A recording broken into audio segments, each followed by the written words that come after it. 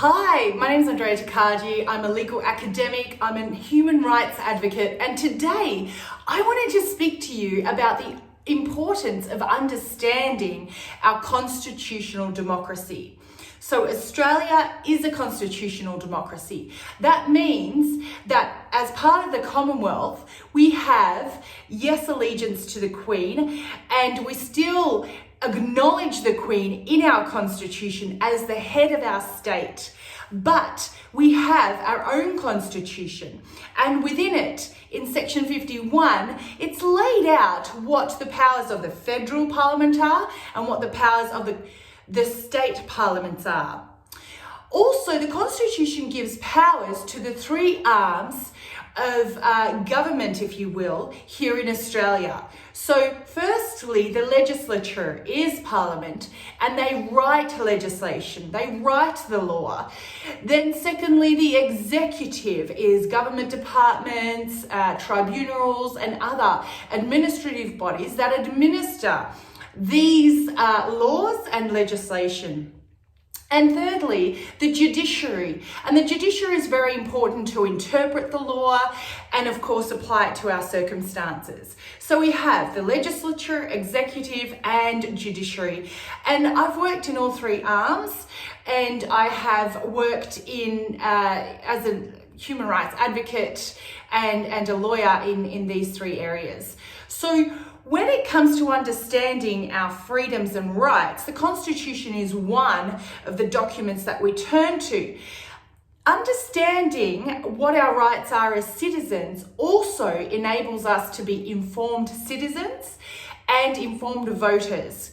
Under a constitutional democracy, we have a representative legislature. That means that anyone who is voted into Parliament is there to represent you, the people. So they work for the people, they were hired by the people, and they are fired by the people. So that means that if a member of Parliament does not represent your best interests, it means that they are no longer sticking to their job of being a representative for you. And therefore they're without the bounds of their tenets. So, as voters, as citizens, it is our right and even our duty to engage with the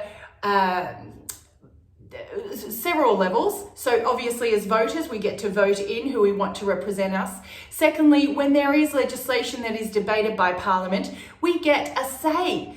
We are allowed to have an input there. And thirdly, we have the right to access justice through the judiciary.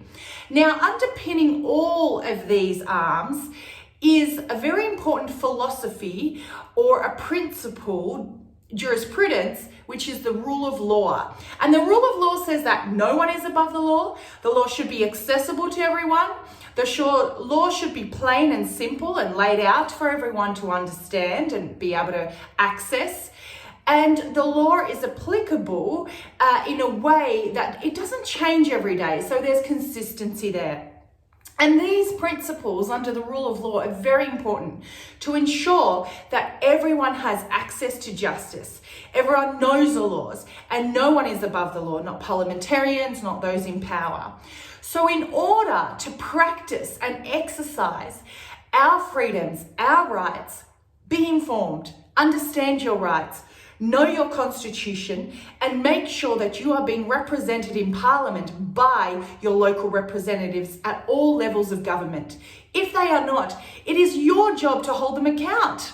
It is your job to write to them, to meet with them, to explain to them what concerns you have.